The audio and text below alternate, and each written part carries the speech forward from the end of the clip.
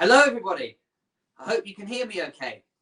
Now, you might have actually seen me before presenting Magicians at the Moat. And the good news is I will be tonight presenting as well.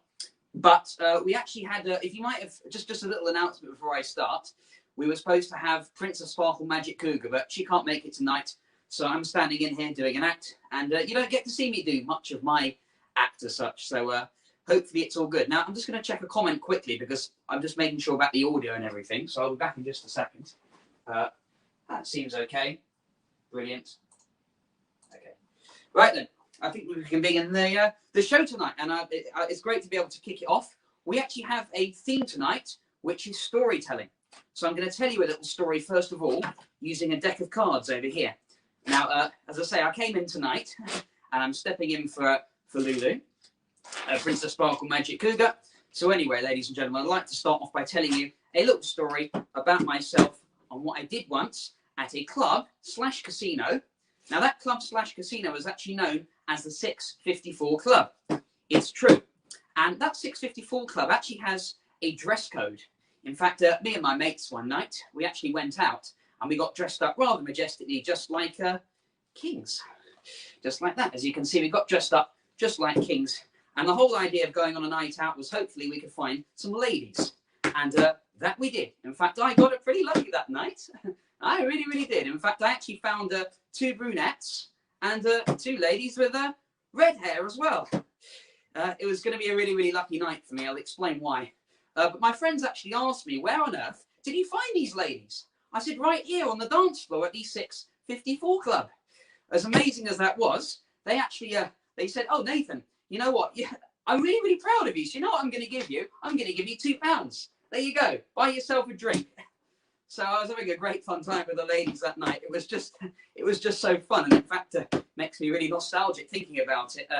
So after that, I did get a little bit bored. I mean, it was good spending time with the ladies, but I decided to play a game of cards. And we went over to a group and I introduced myself to people. And they said to me, hello. They actually said, I don't know if they're lying or not, I think they were, but they all coincidentally called Jack. I don't know if it was true, but they said they were anyway. And I said to them, hello, nice to meet you. My name's Nathan. Do you come here very often? And they said, yeah, we do. We come to the 654 Club very often. And they said, welcome, Nathan. It was really great pleasure to meet you. So you know what I'm going to do? I'd like to buy you a drink. There you go. That's £2. Yeah, you might be thinking that's really cheap. It was back in those days. It wasn't that long ago anyway. But still, £2. Some places you can get drinks for £2 regardless. So we were having a great fun time playing cards, and we played a game of poker. However, we started to run out of money. Yeah, we did. And as we ran out of money, what was really funny, well, rather coincidental, is that the pack started to get smaller and smaller as we started to play this. So I had to take a little trip down to the local bank. Now, that bank was actually located quite nearby at 1329 West Avenue, 8th Street. So I said to the man behind the counter, please, sir, I'd like to withdraw £40 if I may. Just by any chance, do you have 2 £20 notes? Because that would do nicely. He said, no, I don't, but I do have 4 10s. Will that be okay? So I said, yeah, that's absolutely fine. And I went back down to the local 654 Club. I said to my friends what I'd got, and they said, hey, Nathan, that's amazing. Here you go. There's another drink for you for £2. Yeah, it really was. And we were all getting a bit drunk as the night went on. So I'll tell you what happened next. They started saying, hey, Nathan, these were the Jacks, by the way, or so they said they were at least. They said to me, Nathan, you're quite mature for your age, and you've got a full beard here. You must be about 38. And they said, nah, no, he's not 38. He's obviously 39 probably. I mean, not much difference, but nevertheless, I think he's about 38, 39. And I said, no, I'm not. I'm not that old. I'm 24, which I was at the time. I'm 25 now. And they said to me, oh, would you like to play cards more often? Do you play cards very often? I said, you know what? I love this place so much. I would love to go to the 654 Club more often. But nevertheless, I want to tell you a bit about the game, okay, and how the game actually ended. It was my first time at the 654 Club. But I saw a pretty good hand. I saw somebody in the game actually had 3 7s and a pair of 8s. But not only that, I saw an even better hand. Now, this better hand actually contained 3 aces and a pair of 9s. But the weird thing is, none of these people actually won the game. The person who won the game was me. because I had a straight 3, 4, 5, 6, 7, 8. And that is the story of myself, Nathan Earl, street style magician at the 654 Club. Thank you very much. Now, aside from that, I'd also like to tell you another story. Now, this story actually contains a joke. Now, you know what? 3 pieces of rope went into a bar one night, and they said to the man behind the counter, "We'd like 3 pints of Peroni, please." And the man behind the counter said, "No, we don't serve rope in here." So one of the ropes actually, they all exited the bar, and the one rope said to the other ropes, "You know what? They said we don't serve rope in here. But what if I tie myself up and I go back into the bar, and then they'll serve me, because then they can't deny it, can they? They can't deny me service." So one of them decided to tie himself up with 1 piece of rope. When he tied himself up, he went back into the bar, said to the man behind the counter, "Can I have 3 pints of Peroni, please?" And the man behind the counter said, "Yeah, hang on a minute. You were that piece of rope that came in before, weren't you?" And the rope said, "No, I'm afraid not." You get it? Afraid not? Yeah. Anyway, these 3 pieces of rope actually looked something like this. So yeah, one of them tied themselves up. The other 2 decided to follow suit. This is a blue piece of rope. This is a yellow piece of rope. And this is a yellow piece of rope dyed red. That doesn't matter. We'll stick with the yellow. We'll stick with blue, yellow, and red anyway, because that's the way we'll do it. So the idea of this, I'm going to show you a trick now. Is I'm going to attempt to link 2 pieces of rope together. Now this is impossible without actually untying the knots of the rope. But like I say, what's impossible can potentially become possible if all you do is this. All you do is pull a little bit on the knot, which, bear in mind, I'm not untying. You go like this, and you blow. And just like magic, they fuse together. Now, in case you're not clapping for that behind the screen, I'll show you again. I'll even repeat the same thing until you like it. Watch. I'm going to pull a little bit here. You can see that knot is genuinely there. I haven't even untied it, but a little blow. And that is how they all fuse together. Now, if you're sitting behind the screen, which of course you are, in order to be able to watch this, I can't actually see you, but what you need to do is put your arms like that. Now, as I say, I can't see you, but I can feel your energy. I'm just imagining myself in a theatre in front of a live audience. So I want you to put your hands like this behind your screens, and I want you to say the magic words with me. I still can't hear you. Yeah.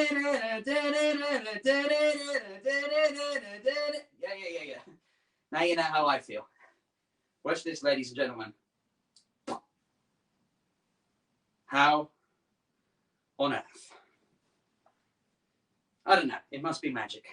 Anyway, I'd like to show you guys one more thing, if I may. In fact, I'll tell you a little story about this too. Now, what I've got on my table here this whole time is the world's oldest recorded trick. It's actually known with 3 cups. 3 empty, solid copper cups.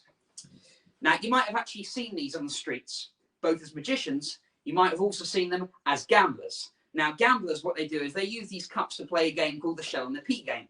And you have to try and guess where the pea is. And if you get it wrong, you lose your money. If you get it right, you get your money back. Plus, obviously, it's a bet, so that's how it works.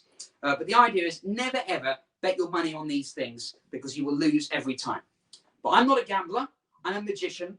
So I'd like to present it to you as a magic trick. So it's known as the cups, right over here. It also uses a magic stick.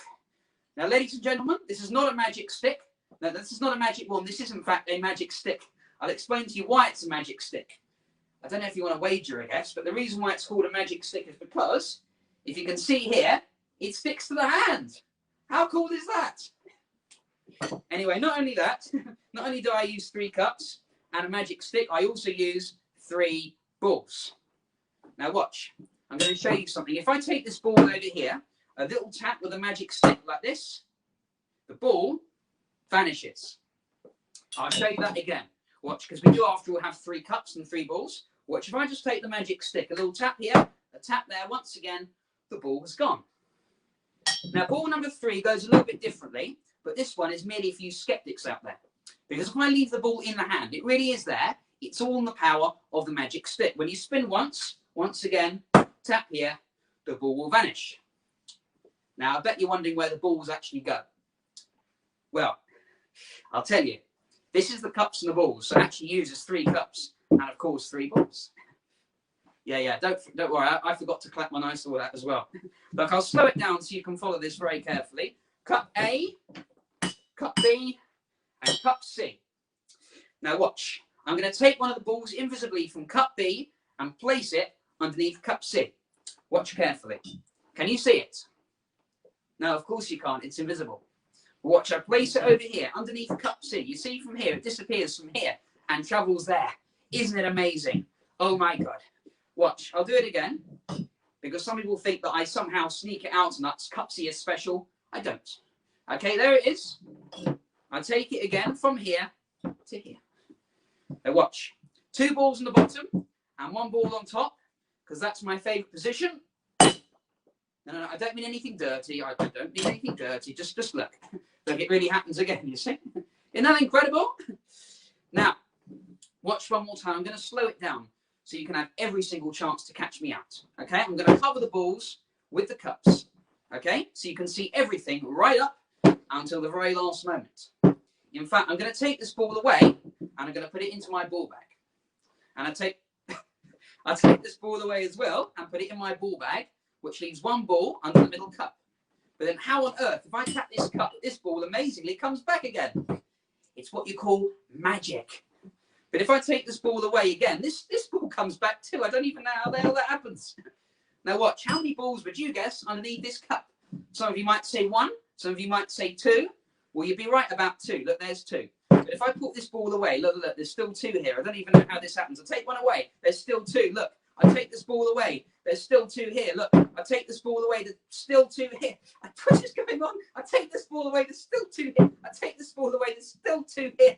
Okay, I'll put this ball away. How many balls under the cup? Ask yourselves. 2? No, 3. Look.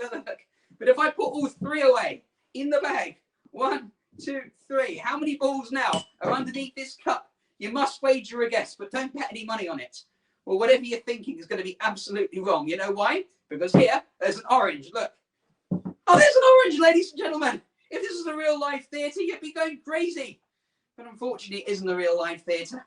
But nevertheless, I'm going to show you one more thing involving my magic hat. Now, I do perform on the streets of London and Covent Garden during the normal times. Does anybody here know why this is a magic hat? I'll tell you. Because when I hold it out like this on the streets, it does tend to turn everybody else's money into mine. True. Anyway, watch carefully now. I'm going to take these 3 balls and I will attempt today to make them disappear from underneath the hat. Now, this will be the best trick of my act. All I have to do is I have to take the magic stick, give it a little tap, and amazingly, the balls are vanished. Yeah, I can sense the sort of disapproval on your faces right now. Watch, if I give it a little tap like that, amazingly, they come back again. Hey. Now, I'll do it for real. Ask yourselves now this. How many balls under the hat? 1, you'd be correct. How many balls now? 3, you'd be incorrect. How many balls now would you say? 3? No, there's still 1. But how many balls now would you say? Still 1? Would you bet money on this? You might ask yourselves. Whatever you say, you'll be absolutely... There's actually 3 again.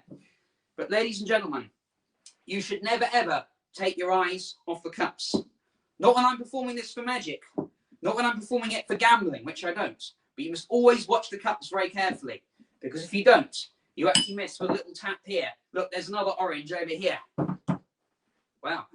Actually, this one was from this cup because this is where this orange came from as well. I don't even know how the hell it happens. But guys, you must be clapping for you must be clapping right now behind your screens at least. But if you're not clapping for that, you might actually clap for this orange over here. Look. You might clap for this orange right over here. You might clap for this orange over here. But if that isn't enough for you, then maybe, just maybe, the melon will be. And the crowd goes wild. Ladies and gentlemen, my name's Nathan. Not only am I your first performer for this evening, I will be joining Cancho Jim tonight for the comparing too. Thank you very much. You've been a wonderful audience. I know you're going to enjoy the rest of the show. Thank you and good night.